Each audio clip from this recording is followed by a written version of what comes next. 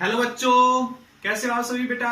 Good morning बेटा। आज जो है हम मूविंग चार्ज एंड मैग्नेटिज्म का लेक्चर नंबर 11 लेके आए हैं, जिसके अंदर हम पढ़ेंगे कि करंट कैरिंग वायर में, यानी कि वायर में जब करंट फ्लो करता है और उसी वायर को जब एक मैग्नेटिक फील्ड में लेके जाया जाता है, ठीक है, तो उसके ऊपर कितना फोर्स लगता है, ये आज हम स्टडी करने वाले हैं। अब तक हमने स्टडी किया था कि जब एक चार्ज पार्टिकल मोशन में होता है तो उसको मैग्नेटिक फील्ड में जब लेके जाया जाता है तो उसके ऊपर कितना फोर्स लगता है। ठीक है, तो वो बेटा हम डिस्कस कर चुके हैं, QVB sin थीटा, इतना फोर्स लगता है। लेकिन अगर एक करंट कैरिंग वायर को, यानी कि एक करंट फ्लो, किसी वायर में से करंट फ्लो हो रहा हो तो उसको मैग्नेटिक फील्ड में रखे तो उसके ऊपर कितना फोर्स लगेगा, ये चीज हम डिस्कस करेंगे बेटा। आज इसी के बेस के ऊपर डिस्कस करेंगे। क्लियर। चलिए, तो आज का आर्टिकल हम स्टार्ट करते हैं और एक इंपॉर्टेंट आर्टिकल है बेटा। क्या है बेटा? एक इंपॉर्टेंट आर्टिकल है, ध्यान दीजिएगा सभी। Force on A current carrying wire in a magnetic field. एक करंट कैरिंग वायर को बेटा जब मैग्नेटिक फील्ड के अंदर रखा जाता है तो उसके ऊपर कितना फोर्स लगता है, आज यही चीज हम स्टडी करने वाले हैं। एक इंपॉर्टेंट टॉपिक है बेटा, अच्छे से न्यूमेरिकल इसके ऊपर हम करेंगे, तो ध्यान से इस न्यूमेरिकल को देखिएगा, पेन कॉपी निकाल लीजिए, नोट्स बनाइए। ठीक है बेटा, तो ध्यान दीजिए मेरी बात पे। तो क्या है आज का कॉन्सेप्ट और किस बेस पे हम यहां से स्टडी करेंगे कि एक वायर को जिसमें से करंट फ्लो कर रहा है, जिसको मैग्नेटिक फील्ड के अंदर रखा जाता है, तो उसके ऊपर कितना फोर्स लगता है। तो बेटा पहले तो हम यहां से डायग्राम बना लेते हैं, जो हमारा आर्टिकल के लिए बहुत जरूरी है बेटा। तो ध्यान दीजिए सभी। यहां पर एक सिलेंड्रिकल शेप का मैंने एक कंडक्टर ले लिया बेटा, सिलेंड्रिकल शेप का एक कंडक्टर ले लिया। इस कंडक्टर के अंदर से करंट फ्लो करवाया बेटा, आई इस डायरेक्शन में फ्लो कर रहा है और इसके ऊपर मैग्नेटिक फील्ड अप्लाई करना है। अब देखिए बेटा, magnetic field, outer magnetic field हमने अप्लाई इसके ऊपर करना है। तो आउटर मैग्नेटिक फील्ड कैसे अप्लाई करते हैं बेटा? या तो इसके परपेंडिकुलर लेकर चलो, परपेंडिकुलर नहीं लेके चल रहा, मैं थोड़ा सा एंगल बना लेता हूं, क्योंकि पढ़ने में मजा तभी आता है जब थोड़ा सा हम क्वेश्चन को या किसी भी आर्टिकल को हार्ड करने की कोशिश करते हैं। तो 90 डिग्री नहीं लेना है, मैग्नेटिक फील्ड की डायरेक्शन ये है, एक यूनिफॉर्म मैग्नेटिक फील्ड है बेटा। ये कैसा मैग्नेटिक फील्ड है? Uniform magnetic field. और ये जो है मैग्नेटिक फील्ड करंट की डायरेक्शन के साथ थीटा एंगल बना रहे हैं। जो ये कंडक्टर आप लेके चल रहे हो बेटा, इसकी जो लेंथ है वो हमने L मान ली और इसका area of cross section A मान लेते हैं। ठीक है, और इसमें से फ्लो कर रहा है करंट। अगर इस कंडक्टर में से करंट इस डायरेक्शन में फ्लो कर रहा है तो बेटा सीधी सी बात है, इलेक्ट्रॉन की डायरेक्शन इधर होगी, यानी कंडक्टर में इलेक्ट्रॉन इधर मूव कर रहे होंगे। अगर इलेक्ट्रॉन इधर मूव कर रहे होंगे तो पॉजिटिव चार्ज किधर मूव कर रहे होंगे बेटा? थोड़ी देर के अज्यूम कर लेते हैं पॉजिटिव चार्ज भी इसके अंदर है, तो पॉजिटिव चार्ज इधर मूव कर रहे होंगे। ठीक है बेटा, तो पॉजिटिव चार्ज के ऊपर हमने फोर्स निकालने का फॉर्मूला पढ़ चुके हैं बेटा हम। क्या है ये पॉजिटिव चार्ज के ऊपर तो फोर्स निकालने का फॉर्मूला होता था, पॉजिटिव चार्ज के ऊपर तो फोर्स निकालने का फॉर्मूला होता था। नेगेटिव चार्ज के लिए देखो, बस थोड़ा सा अंतर समझ लेना, एक नेगेटिव चार्ज आ रहा है इधर से, मैग्नेटिक फील्ड इसके ऊपर अप्लाई कर रखा है इस डायरेक्शन में।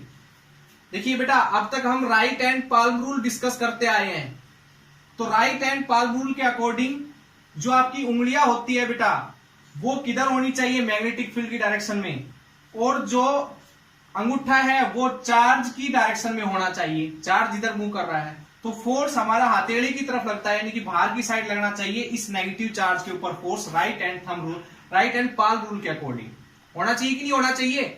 तो बेटा इसी केस में हमारे पास उल्टा होता है। इसमें ये मान लो हम लेफ्ट हैंड यहां पर लेफ्ट हैंड पाल्म रूल भी लगा सकते हैं।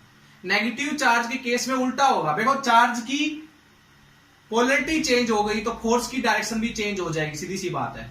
तो यहां पर ये होगा, देखो फोर्स अंदर की साइड, तो नेगेटिव चार्ज के ऊपर लगने वाले फोर्स के लिए left hand palm rule use करना है बेटा आपने, और पॉजिटिव चार्ज के ऊपर लगने वाले फोर्स के लिए बेटा आपने right hand palm rule use करना है। ओके, तो हम यहां से बात ये कर लेते हैं कि जितने मान लो ये ऐसा कंडक्टर है जिसमें सारे पॉजिटिव चार्ज है, तो पॉजिटिव चार्ज इधर मूव करेंगे तो करंट भी आपके पास इस डायरेक्शन में जाएगा, क्योंकि करंट की डायरेक्शन और पॉजिटिव चार्ज की डायरेक्शन सेम होती है। इलेक्ट्रॉन की डायरेक्शन नेगेटिव चार्ज की डायरेक्शन और करंट की डायरेक्शन अपोजिट होती है। तो आपकी मर्जी है, चाहे इलेक्ट्रॉन के लिए लेकर चलो चाहे पॉजिटिव चार्ज के लिए लेकर चलो। अब तक हम पॉजिटिव चार्ज के लिए पढ़ते आ रहे हैं तो पॉजिटिव चार्ज ही मान लेते हैं।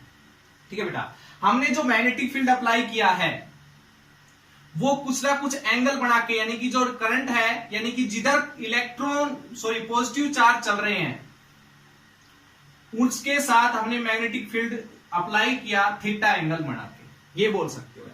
क्लियर बेटा ये चीज? चलिए, तो एक आपको पता है कि इस कंडक्टर के अंदर ये जो पॉजिटिव चार्ज है ये मूव कर रहे हैं, किस वेलोसिटी से मूव कर रहे हैं बेटा? vt। vt का मीनिंग ड्रिफ्ट वेलोसिटी, याद है कुछ? ड्रिफ्ट वेलोसिटी करंट इलेक्ट्रिसिटी में पढ़ा था कि जब एक कंडक्टर के अंदर से चार्ज पार्टिकल चलते हैं, उस कंडक्टर के अंदर करंट फ्लो कर रहा होता है, तो उस कंडक्टर में जो चार्ज पार्टिकल की वेलोसिटी है उसको हम ड्रिफ्ट वेलोसिटी बोलते हैं। तो ड्रिफ्ट वेलोसिटी से मूव कर रहे हैं इधर, तो इसके अंदर करंट का फॉर्मूला क्या होता था? NaEVd, याद है कुछ? NaEVd। ए क्या है? Area of cross section. Vd क्या है? Velocity of charge particle. N क्या है? N यहां से बहुत इंपॉर्टेंट टर्म होगी बेटा, बता देता हूं N क्या है। Number of free positive charge per unit volume, यानी कि पर यूनिट वॉल्यूम में number of free charge particle कितने हैं उसको हमने नाम दे दिया A।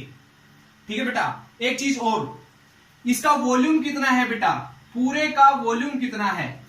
इस सिलेंडर का वॉल्यूम निकालना है, तो वॉल्यूम ऑफ सिलेंडर का वॉल्यूम है बेटा AL, area of cross section into में लेंथ ऑफ द कंडक्टर, ये इससे हम वॉल्यूम निकाल सकते हैं। तो एक यूनिट वॉल्यूम के अंदर N इलेक्ट्रॉन, तो AL वॉल्यूम के अंदर कितने इलेक्ट्रॉन होंगे, यानी कि इस पूरे कंडक्टर में कितने पॉजिटिव चार्ज या इलेक्ट्रॉन इसके अंदर होंगे? तो N क्या है? Capital N, total number of free charge. तो total number of free charge कितने होंगे बेटा? कैसे निकालेंगे? N को AL से डिवाइड मल्टीप्लाई कर देंगे, तो यहां से कैपिटल N की वैल्यू आ जाएगी। चलिए, अब बेटा एक पॉजिटिव चार्ज इधर जा रहा है, एक पॉजिटिव चार्ज की बात कर लेते हैं ओनली। तो एक पॉजिटिव चार्ज इधर जा रहा है और उसके ऊपर जो मैग्नेटिक फील्ड अप्लाई है वो B है। B और वेलोसिटी के बीच में एंगल थीटा है। So force on one positive charge कितना होगा बेटा? E। Q की जगह क्या रखेंगे बेटा? E Vd B sine theta, ये तो याद होगा। ठीक है बेटा, तो एक पॉजिटिव चार्ज के ऊपर जो Vd वेलोसिटी से मूव कर रहा है, इन्हें magnetic field theta B velocity और B के बीच में एंगल है, तो यहां से इतना फोर्स इसके ऊपर आ जाएगा। एक पॉजिटिव चार्ज के ऊपर आया है। इस पूरे कंडक्टर में कितने पॉजिटिव चार्ज है बेटा? NaL। तो सभी के ऊपर कितना फोर्स लगेगा? तो सभी के ऊपर टोटल फोर्स निकालने के लिए इसको कैपिटल N से मल्टीप्लाई कर देंगे। ठीक है बेटा, कैपिटल N से मल्टीप्लाई कर लेंगे। उतार लीजिए इसको बेटा फटाफट। यहां पर मैं वैल्यू पुट करूंगा किसकी? N की। तो N की वैल्यू पुट कीजिए बेटा, तो क्या आएगा यहां से? NaL EVd B sine theta. अब इस फॉर्मूले को देखिए, NaEVd, ये तीनों मिलकर क्या मिलेंगे बेटा? Current I। L बच गया, B बच गया, साइन थीटा बच गया। तो ये होगा टोटल फोर्स ऑन कंप्लीट जो चार्ज यहां पर है उनके ऊपर कितना फोर्स है बेटा? मैग्नेटिक फील्ड ने उनके ऊपर कितना फोर्स लगाया उसका फॉर्मूला। क्लियर? सारे चार्ज पार्टिकल के ऊपर फोर्स, तो सारे चार्ज पार्टिकल के ऊपर फोर्स लगेगा, मीनिंग इस पूरे कंडक्टर के ऊपर कितना फोर्स लगाया है इस मैग्नेटिक फील्ड ने, वो निकल के आ गया। तो force on current carrying conductor in a magnetic field का फॉर्मूला हो गया बेटा ILB sine theta. ILB sine theta.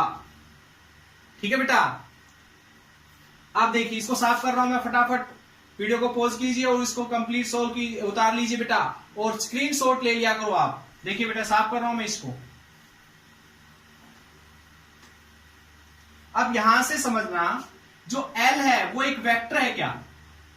L जो है यहां पर लेंथ ऑफ द कंडक्टर एक वेक्टर क्वांटिटी है, बिल्कुल इसको वेक्टर मान लेते हैं, ठीक है। Its direction is in the direction of current की डायरेक्शन में ही इसकी डायरेक्शन होगी बेटा, क्लियर। सो यहां से अगर मैं लिखना चाहूं F को वेक्टर फॉर्म में तो लिखूंगा आई एल क्रॉस बी,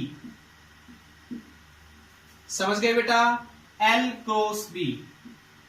ये याद रखना है, एक इंपॉर्टेंट फॉर्मूला बेटा यहां से हमें मिला, इंपॉर्टेंट फॉर्मूला है I L B sine theta, ठीक है। Theta is the angle between B and L, B and L इसके बीच में भी बोल सकते हो, बी और एल के बीच में एंगल, ठीक है बेटा।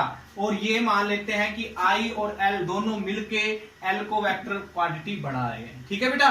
तो हम एल और बी के बीच में ही आपके पास एंगल ले सकते हैं। तो ये एल इधर है, ठीक है, एल की डायरेक्शन करंट की डायरेक्शन में होगी बेटा, तो यहां से इन दोनों के बीच का जो एंगल है वो थीटा। आई थिंक बेटा आपको समझ में आ गया होगा, फटाफट इसको उतार लीजिए। चलिए अब इसके ऊपर हम न्यूमेरिकल करते हैं। जैसे न्यूमेरिकल करते हैं, डायरेक्शन बताएंगे बेटा। पहले तो हम देखिए, साफ कर रहा हूं मैं इसको बेटा।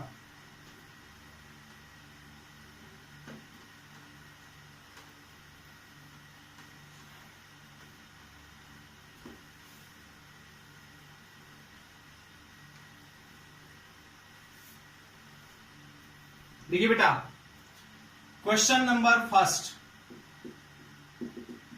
Find the direction of magnetic force on A current carrying wire. तो बेटा देखो, मैग्नेटिक फील्ड अप्लाई करता हूं ऐसे, मैग्नेटिक फील्ड की डायरेक्शन समझ गए हो क्रॉस के साइन को देखते हुए, अंदर की साइड है मैग्नेटिक फील्ड की डायरेक्शन इनवर्ड है बेटा, ओके। चलिए यहां पर बेटा हमने एक वायर रखा जिसमें से करंट फ्लो कर रहा है आई, ठीक है बेटा। यहां पर एक वायर है जिसमें से करंट फ्लो कर रहा है आई। तो बताइए इस वायर के ऊपर किस डायरेक्शन में फोर्स लगेगा? तो राइट हैंड पाल्म रूल लगाना है। अंगूठा है वो पॉजिटिव चार्ज की डायरेक्शन बताता है, पॉजिटिव चार्ज की डायरेक्शन करंट की डायरेक्शन में होती है, तो ये मान लीजिए अंगूठा करंट की डायरेक्शन बता रहा है। मैग्नेटिक फील्ड अंदर की साइड आपके पास पता लग गया बेटा, ये अंगूठा क्या है? करंट की डायरेक्शन, तो मैग्नेटिक फील्ड करंट की डायरेक्शन, तो फोर्स लगेगा बेटा ऊपर की साइड, यानी कि फोर्स की डायरेक्शन होगी इस डायरेक्शन में। फोर्स जो होता है बेटा ये होता है, अगर वेक्टर फॉर्म में लिखे तो आई एल क्रॉस बी। ये कह सकते हो कि F is perpendicular to L and F is also perpendicular on B, ठीक है। तो देखो B अंदर की साइड, I इधर, तो ये F होगा उस साइड, यानी कि फोर्स की डायरेक्शन दोनों के परपेंडिकुलर है, ठीक है बेटा। चलिए एक क्वेश्चन और देखिए, यहां पर हमने मैग्नेटिक फील्ड अप्लाई कर दिया। मैग्नेटिक फील्ड समझ गए होंगे किस डायरेक्शन में है? आउटवर्ड। मैग्नेटिक फील्ड हमने किस डायरेक्शन में अप्लाई किया है बेटा? बोर्ड के साथ देखें तो इस साइड मैग्नेटिक फील्ड अप्लाई किया है, और कैसा? यूनिफॉर्म मैग्नेटिक फील्ड, ठीक है। वायर हमारा रखा हुआ है ऐसे, ठीक है, करंट फ्लो कर रहा है इस डायरेक्शन में। तो बताइए बेटा क्या होगा?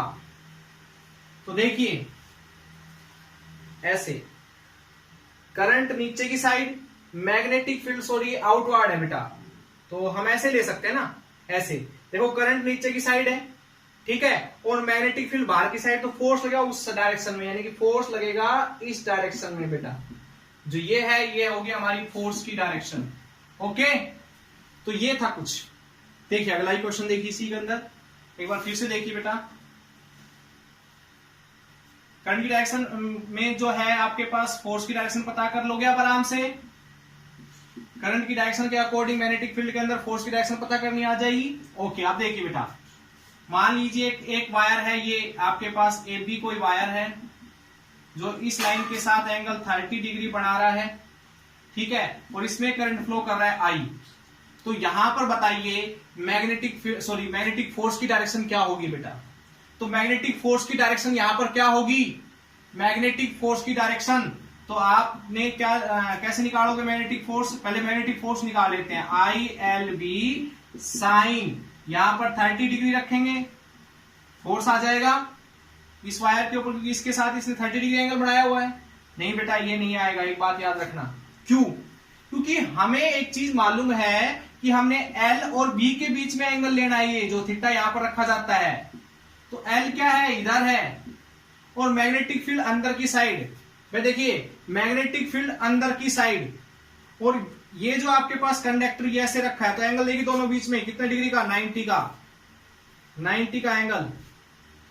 मैग्नेटिक फील्ड अंदर की साइड, करंट ऊपर की साइड, ऐसे देखिए 90 डिग्री का। तो ये तो कंफ्यूजन के लिए मैंने दिया आपको, ठीक है। तो यहां थीटा तो बेटा अब भी 90 डिग्री है, ठीक है। तो फोर्स की डायरेक्शन किधर हो गया? फोर्स की डायरेक्शन पता कीजिए, मैग्नेटिक फील्ड अंदर, करंट ऊपर की साइड, तो फोर्स लगेगा इस डायरेक्शन में बेटा, ठीक है। आ गया समझ में सभी को? चलिए आगे बढ़ते हैं, देखिए आगे अगला क्वेश्चन देखिए।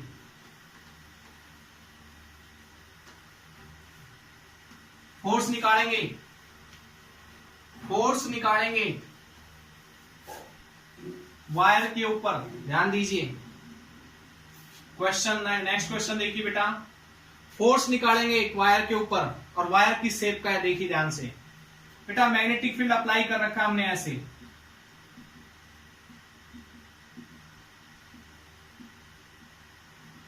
ठीक है।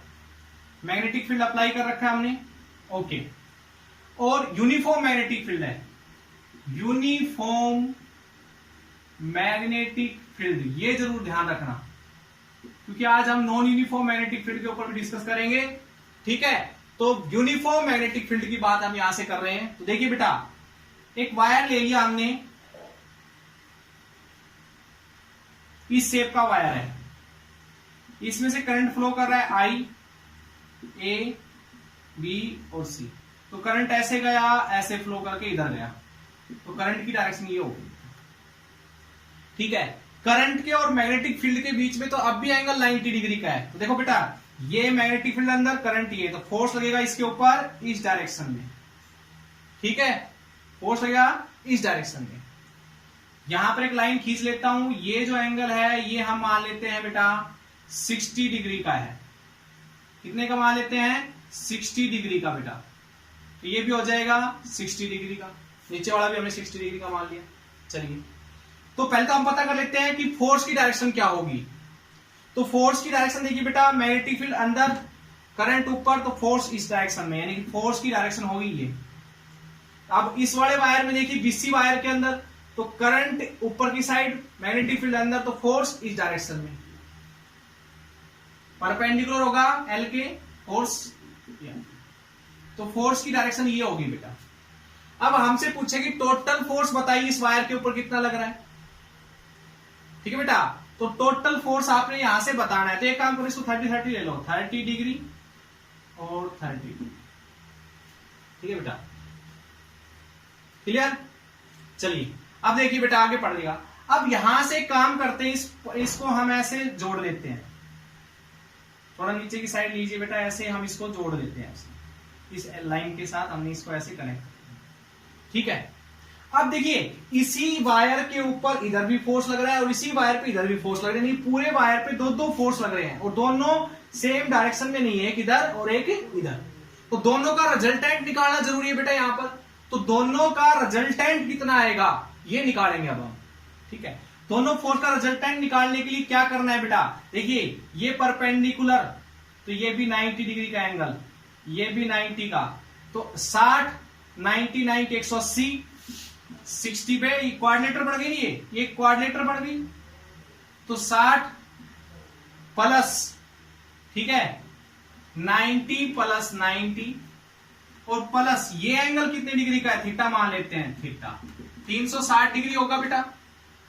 तो यहां से थीटा 360 माइनस 180, 60 कितना हो गया बेटा, 230। थीटा की वैल्यू आ गई बेटा, कितनी आ जाएगी थीटा की वैल्यू यहां से, 130 डिग्री आई क्या?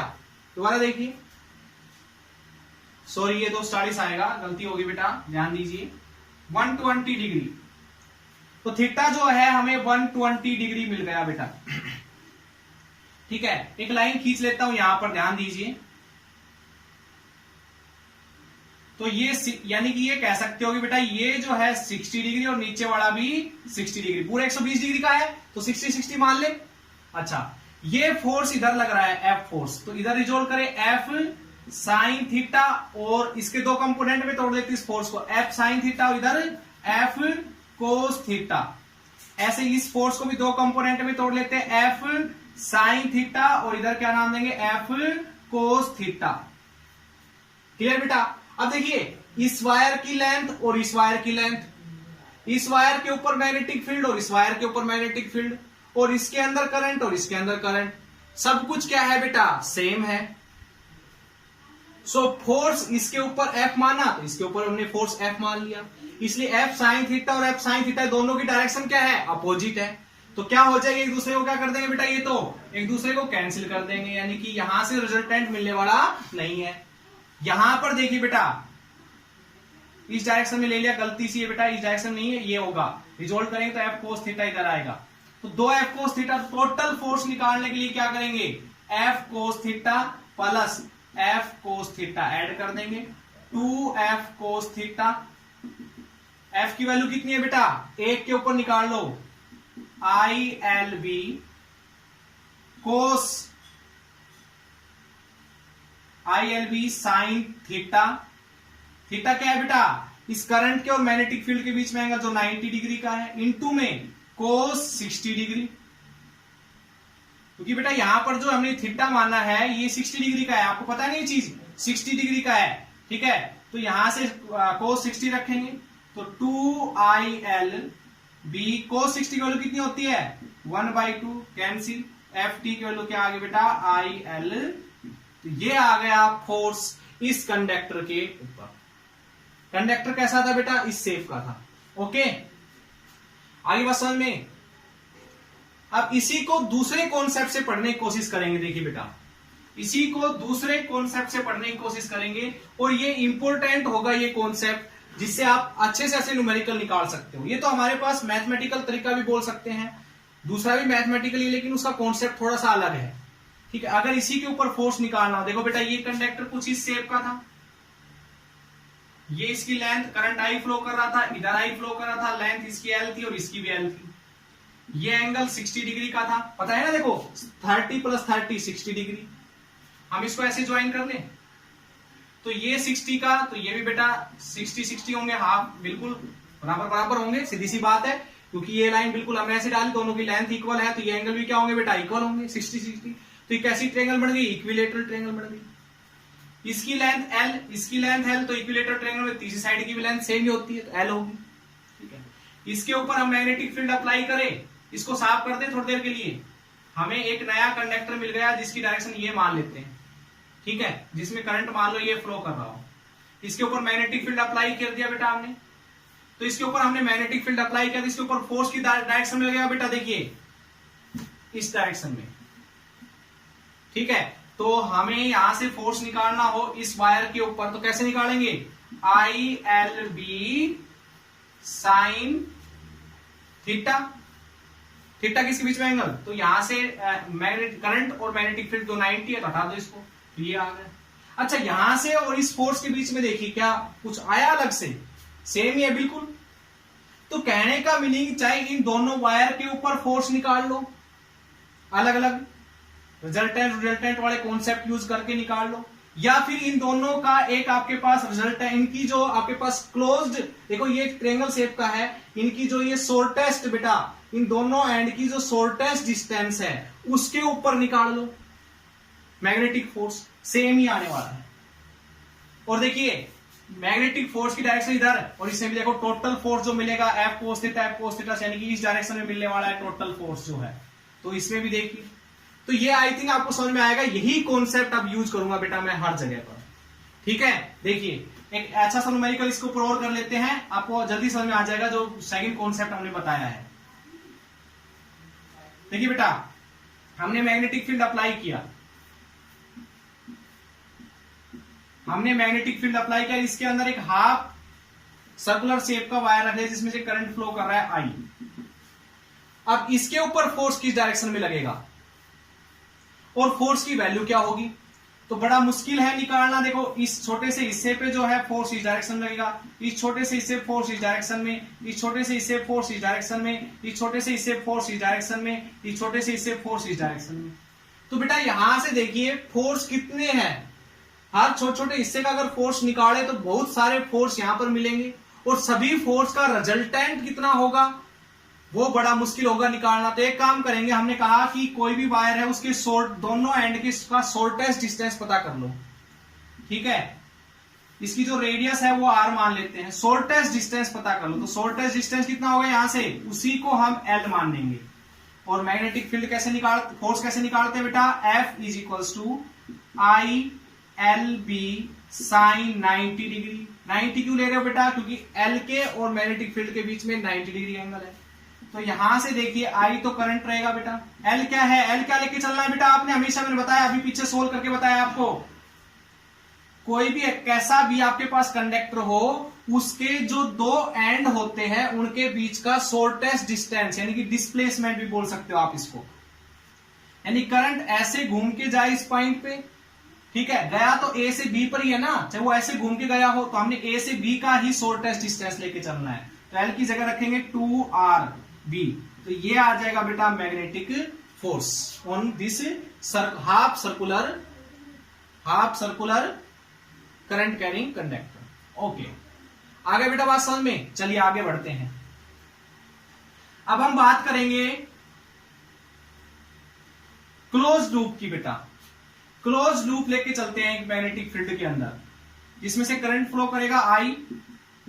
क्लोज लूप लेने से मान लो ये ले लिया हमने, ठीक है, इसमें से करंट फ्लो कर रहा है आई आई आई, ठीक है बेटा। तो इसके ऊपर कितना फोर्स लगा, नेट फोर्स निकालना है हमने, यहां से टोटल फोर्स कितना लगेगा इस पूरे क्लोज लूप के ऊपर। तो क्लोज लूप पे देखिए बेटा, यहां से यहां तक की जो लेंथ है वो हम एल मान लेते हैं, इधर की एल, यहां से यहां तक की बी मान लेते हैं, ये बी, ठीक है बेटा, ये हमने एल लेंथ मान ली, ठीक है। अब देखिए जो बेटा फोर्स है इसके ऊपर बात करते हैं, राइट हैंड पाल्म रूल लगाते हैं, करंट ऊपर, मैग्नेटिक फील्ड अंदर, फोर्स इस डायरेक्शन में। इसमें देखिए मैग्नेटिक फील्ड अंदर, करंट नीचे, तो फोर्स इस डायरेक्शन में,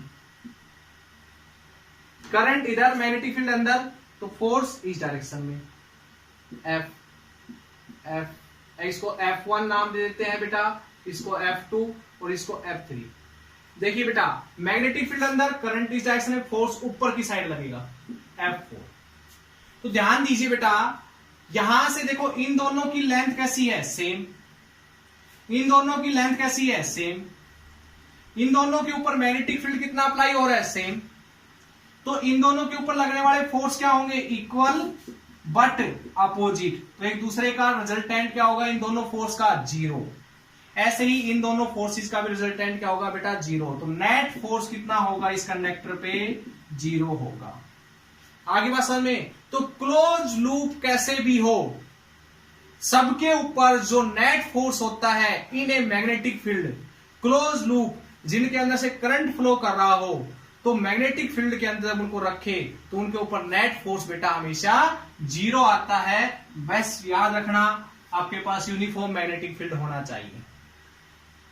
क्लियर बेटा ये चीज। तो क्लोज लूप चाहे कैसे भी हो, चाहे सर्कुलर शेप का हो, ठीक है। अगर इस वाले कॉन्सेप्ट से देखे बेटा, तो देखिए ये हमने एक स्क्वायर ले लिया या एक रेक्टेंगुलर ले लिया, रेक्टेंगुलर शेप ले ली, इसके इस पॉइंट से चले और घूम के करंट इसी पॉइंट पे आ गया, तो नेट डिस्प्लेसमेंट क्या है, जीरो, यानी कि एल की वैल्यू क्या है, जीरो, तो एफ की वैल्यू क्या होगी, जीरो। इस वाले कॉन्सेप्ट से देखे तो बेटा देखो बेटा, जिस पॉइंट से आप चले घूम के उसी पॉइंट पे आ गए, तो ए से चले और वापस बी पे आ गए, और ए और बी के बीच में डिस्प्लेसमेंट कितना हुआ करंट का, जीरो, कोई डिस्प्लेसमेंट नहीं, तो एल की वैल्यू यहां पर रखेंगे जीरो, तो एफ की वैल्यू क्या आएगी, zero.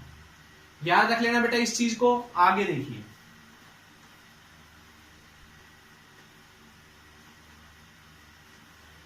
Next question, find the tension in A current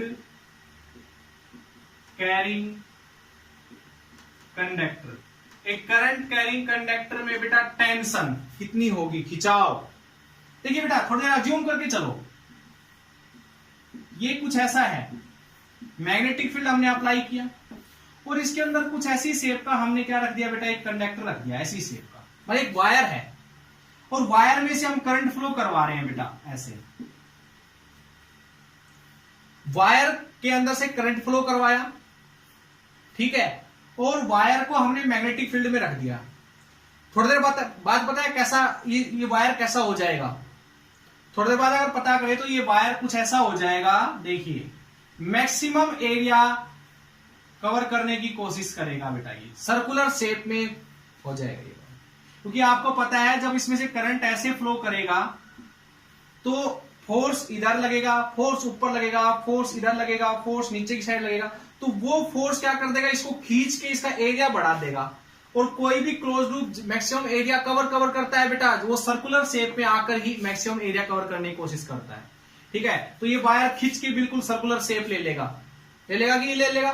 चलिए तो फिर बेटा ये आप हम कहेंगे कि भाई ये क्लोज लूप है, तो यहां पर जो नेट फोर्स होगा, ठीक है, वो 0 होगा, ठीक है, ये भी बात मान ली क्योंकि हमने पीछे पढ़ा है। नेट फोर्स इसके अंदर 0 होगा, बट एक चीज 0 नहीं होगी, क्या, टेंशन। टेंशन यानी कि खिंचाव। देखिए बेटा खिंचाव तो है, इस जो क्लोज लूप है यहां पर ये वायर, इसमें खिंचाव तो है, ये चीज मानते हो आप, इसमें खिंचाव है, तभी तो ये बेटा कोशिश कर रहा है कि ज्यादा मैक्सिमम एरिया कवर कर ले, बढ़ने की कोशिश करता है, इसलिए इसकी शेप सर्कुलर हो गई। खिंचाव तो है, यहां पर टेंशन 0 नहीं है, ठीक है, खिंचाव तो है, फोर्स 0 है, नेट फोर्स 0, क्योंकि कुछ फोर्स इधर लग रहा है, कुछ इधर लग रहा है, कुछ इधर लग रहा है, कुछ इधर लग रहा है, कुछ इधर लग रहा है, कुछ इधर लग रहा है, कुछ इधर, सारे क्या कर रहे हैं, एक दूसरे को कैंसिल करेंगे। फोर्स टोटल नेट फोर्स 0 है, लेकिन टेंशन 0 नहीं है। यही चीज हम बेटा स्टडी करने वाले हैं। देखिएगा कि टेंशन फिर होगी कितनी, तो टेंशन देखिए बेटा, हमने मैग्नेटिक फील्ड अप्लाई किया, उस मैग्नेटिक फील्ड के अंदर एक सर्कुलर शेप की हमने बेटा एक कॉइल रखी, ठीक है, या फिर एक वायर रखा क्लोज लूप का, ओके।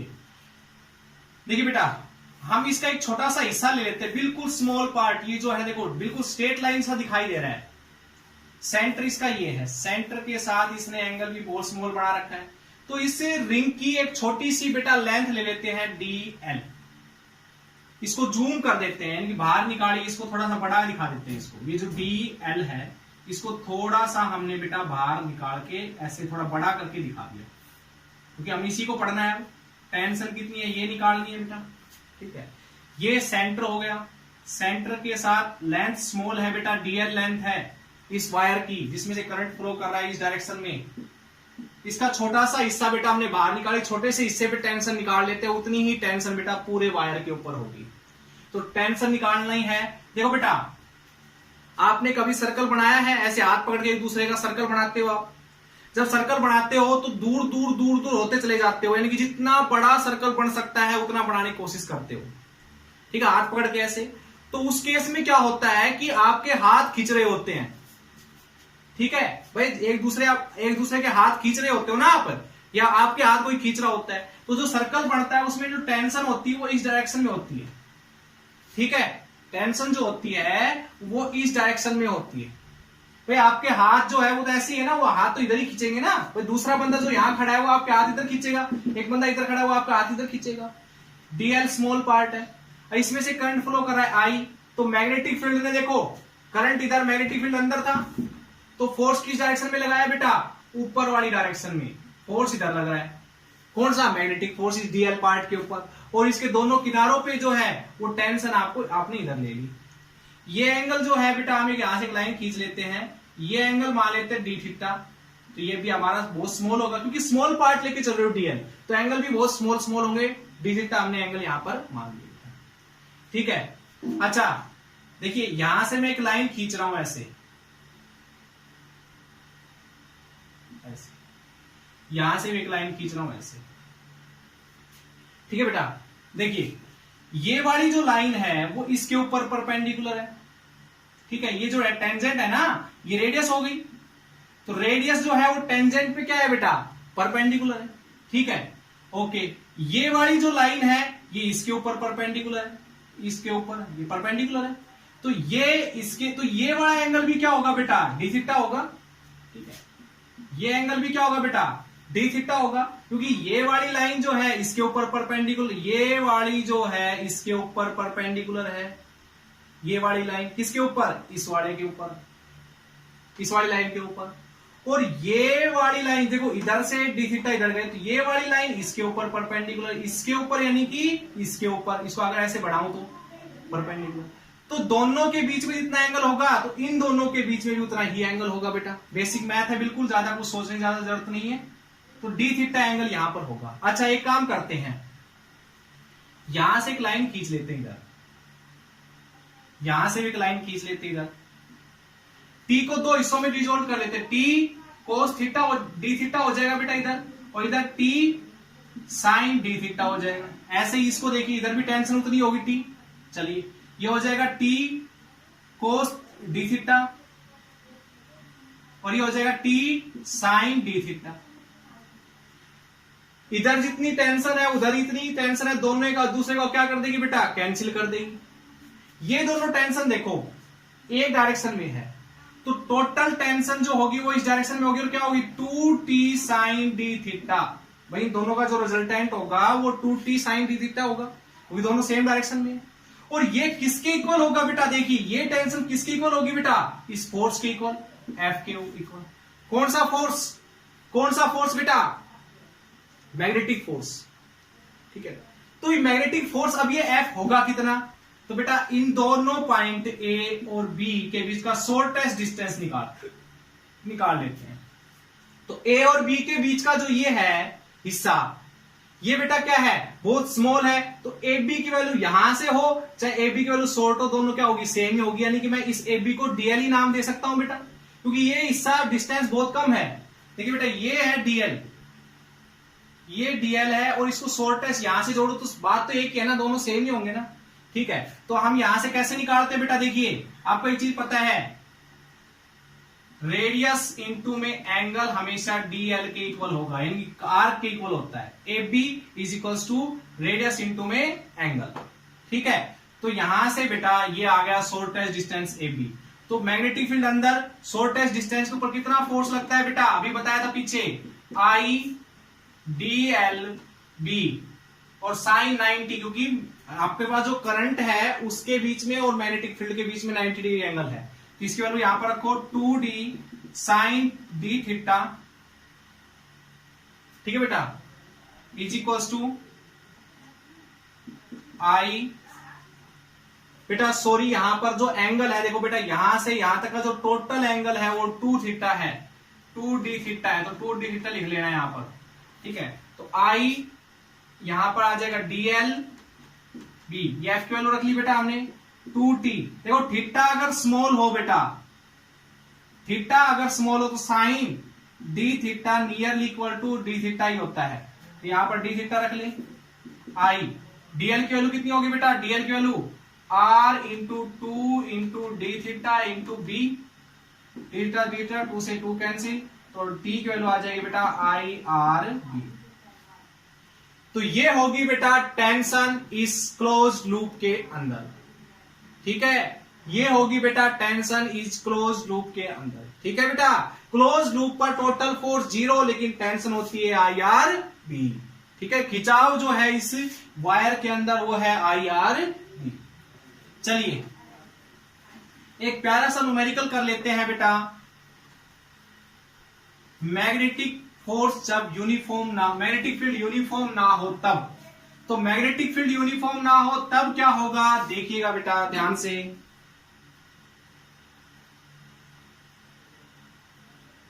क्वेश्चन, नेक्स्ट क्वेश्चन बेटा, जब magnetic force non uniform, magnetic field non uniform हो, non uniform magnetic field, magnetic field non uniform हो तब क्या होगा बेटा, तो ध्यान दीजिए सभी मेरी बात पे। देखो बेटा एक काम करते हैं इस केस के अंदर, नॉन यूनिफॉर्म मैग्नेटिक फील्ड कैसे अप्लाई करें। पहले तो बात ये है, एक वायर लेते हैं, इनफाइनाइट लेंथ का एक वायर ले लेते हैं, इनफाइनाइट लेंथ का एक वायर ले लिया, इसमें से करंट फ्लो करवाया I1।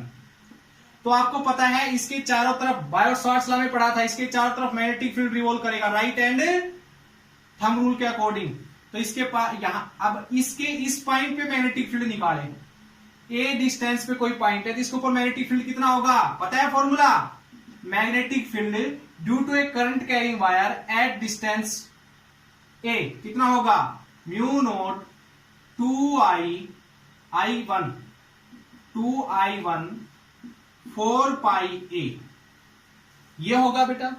अच्छा थोड़ी सी इससे दूर निकाले, मान लो इस पॉइंट पे निकाले, ये r डिस्टेंस पे मान लेते हैं, तो कितना होगा, क्या सेम होगा इस पॉइंट पे और इस पॉइंट पे मैग्नेटिक फील्ड, इस वायर की वजह से इन दोनों पॉइंट पे मैग्नेटिक फील्ड क्या सेम होगा, नहीं होगा बेटा। इसका मीनिंग कितना होगा, अलग होगा, और कितना होगा 2I म्यू नॉट 2I1 4 पाई r। भाई देखो डिस्टेंस चेंज हो गया तो b की वैल्यू भी चेंज हो जाएगी, क्योंकि b is inversely proportional to distance, distance change हुआ।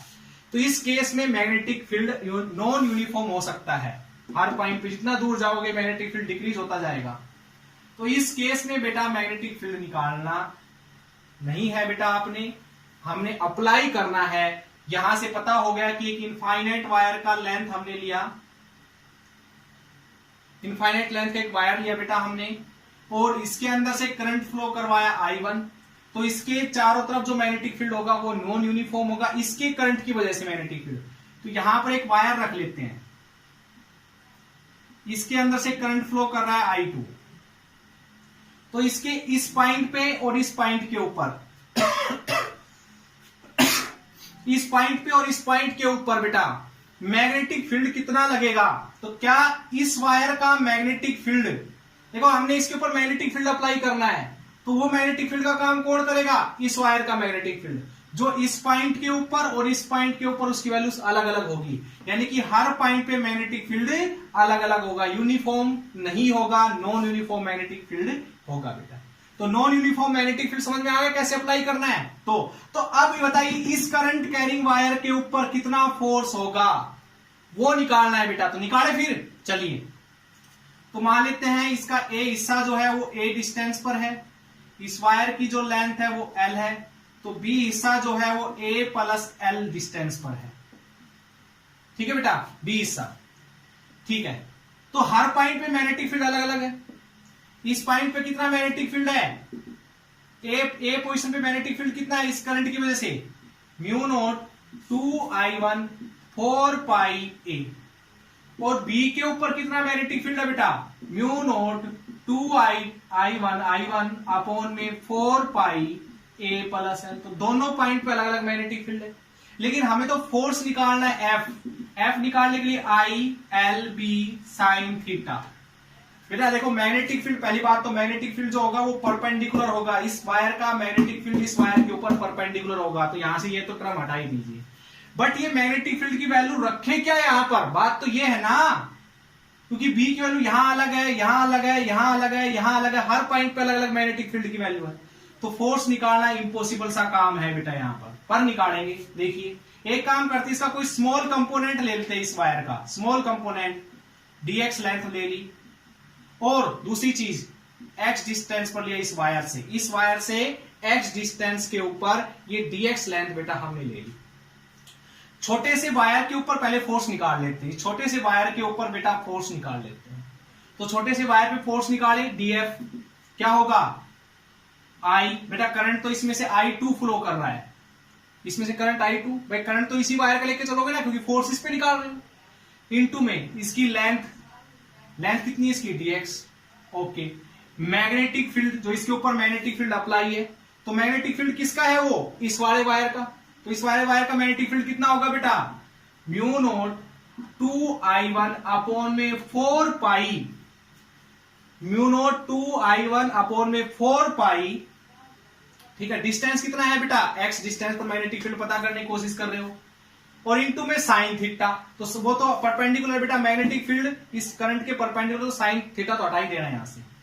तो ये तो आ गया बेटा small, mu naught 2 mu naught I1 I2 dx upon में 4 पाई x। बेटा आ गया समझ में?